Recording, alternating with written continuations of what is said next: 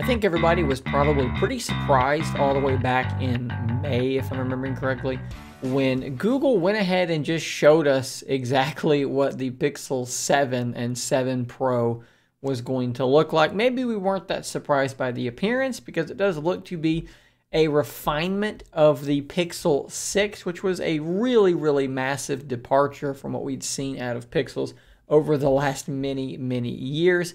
And since that happened, there have been a number of really substantial leaks about this upcoming flagship smartphone, including one that is very, very recent and that is going to give us some really good information about what to expect in this video. I'm going to try to recap what we know about Pixel 7 and Pixel 7 Pro up to this point, including, like I said, that most recent leak, and kind of talk about why I think the Pixel 7 and 7 Pro are probably going to be the best Pixels that Google has ever made, and they're going to be phones you're going to want to keep your eye on. So let's start things off with what does this device look like, and luckily enough, Google just published a video called The Design of Pixel 7 Pro, and you can see here by looking at it, this is a refinement of what we had before. Just like I said, this is the 7 Pro. You can see you have your two camera modules kind of clumped up together there, and then your telephoto, which is a periscope telephoto, over here on its own. I personally am really excited. I've never owned a device with a periscope zoom lens, and I'm really excited to get to try out potentially, hopefully,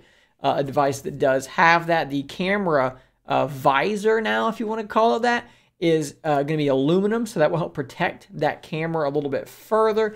It is a very, very distinctive look. This is not a device that you're going to look at, see this and think, oh, that's a Samsung device or that's whatever. You're going to know that is a Pixel 6 or a Pixel 7 because, like I said, it is a very, very distinct look. I personally appreciate that their camera bump, instead of just being a bump that is in one corner of the device or whatever, it actually just extends across the whole back. So when you sit it down on a table, it doesn't wobble around. It's still going to be flush on the table. I think that is a great idea, and it calls attention to that camera as well because it's a thing that they're proud of. It's a really, really great camera. Should be anyways. The 6 was a great camera. The 7 going to be a great camera as well. And these are some very bold color choices for these devices as well. So that is what the Pixel 7 Pro looks like. The Pixel 7 Standard, well, get rid of that periscope, and that's pretty much going to be your device. So let's talk about some of these more recent leaks, the one I kept talking about earlier. So this was very, very recently. Amazon accidentally went ahead and published a listing for the Pixel 7.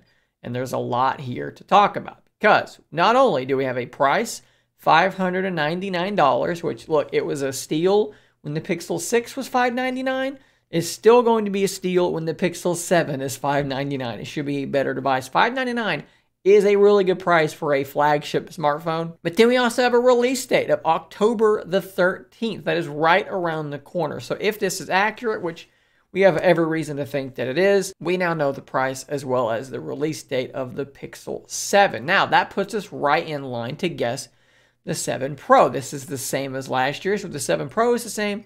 $899 is what you should be looking at on the Pixel 7 Pro to get that bigger screen, to get that periscope telephoto lens, and a little bit a faster display at 120 hertz.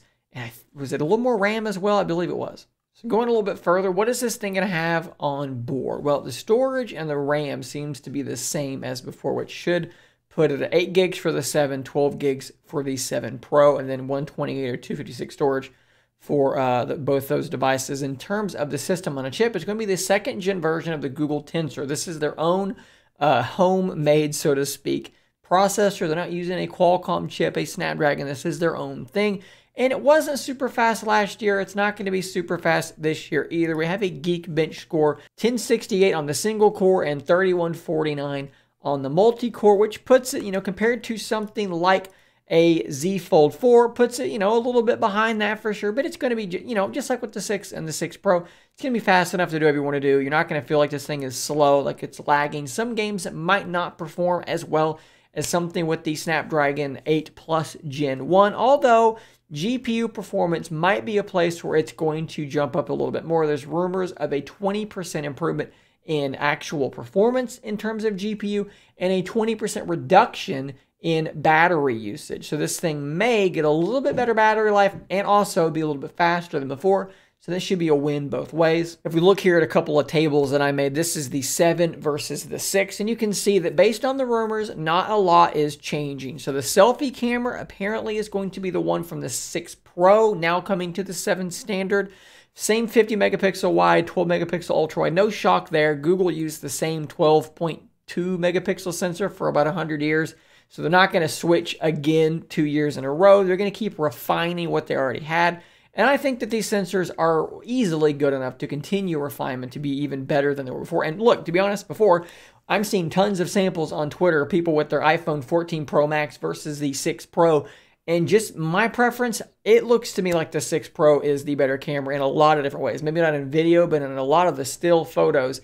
That 6 Pro is absolutely dominating, and it is at a price that is considerably cheaper than the iPhone 14 Pro Max or whatever Pro standard is going to be coming in at. So that is going to be a win even when you go to the 7. Even though it's the same hardware, that software is going to continue to improve. You guys have seen Gcam ports. You put Google software on any hardware, it gets better. Well, this is Google doing it specifically for their device. It's going to continue to improve. The battery is about the same. The RAM, everything else stays pretty much the same on the 7 Pro.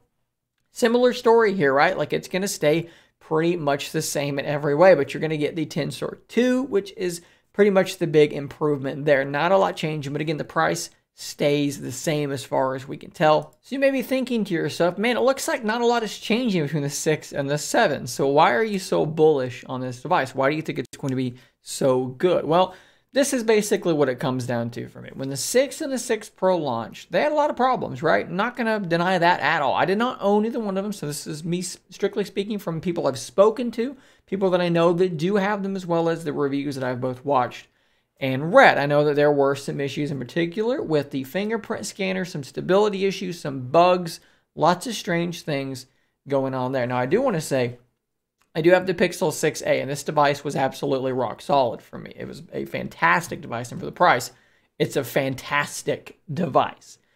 As the Pixel 6 and the 6 Pro went on, though, these bugs slowly were getting squashed. And if you ask the average 6 or 6 Pro user now, so far as anecdotally I've had from speaking to people, it seems like it's in a really, really good place. So let's think about this for a second. Google went from using someone else's processor, someone else's whole system there, to using their own Tensor. They had some growing pains. That's going to happen. You almost shouldn't look at the Pixel 6 as a 6th gen device, if it even lines up with that really being accurate. But anyways, being a 6th device, you should kind of look at it like it's a 1st gen device, because it's a 1st gen processor, okay? That's a really big deal. So it took them a while to get their legs under them. A lot of the Pixel 6 stuff, though, was really, really good right off of the bat. The camera was really, really good. I like the way that Android looks on these new Pixel devices. I really like the performance in general on the Tensor. It runs pretty well. It's a solid device. So now with the 7, this is the sort of the sophomore effort on the Tensor setup. And I think they're probably going to do a much better job of sticking the landing straight out of the gate with the Pixel 7. So if that's the case, you take the 6 that was really, really good, but had some problems. You take a year, you refine the hardware even further, you refine the software even further, and you come out with this new device at the same price as you were before, while other competitors to your 7 Pro are well over $1,000.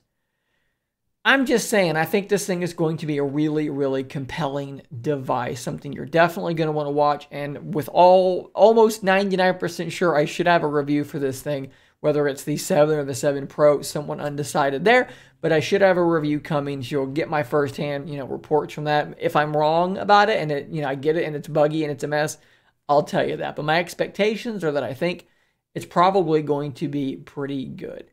So that's pretty much what we know about the 7 and the 7 Pro. Like I said, event coming up very, very soon, October the 6th. Be here for that stream. Hit that subscribe button so that you don't miss it. You can watch it along with me, and hopefully dozens, if not hundreds of other people will join in like they did for the last Google event. I will see you guys on the next one. And until next time, stay nerdy, my friends.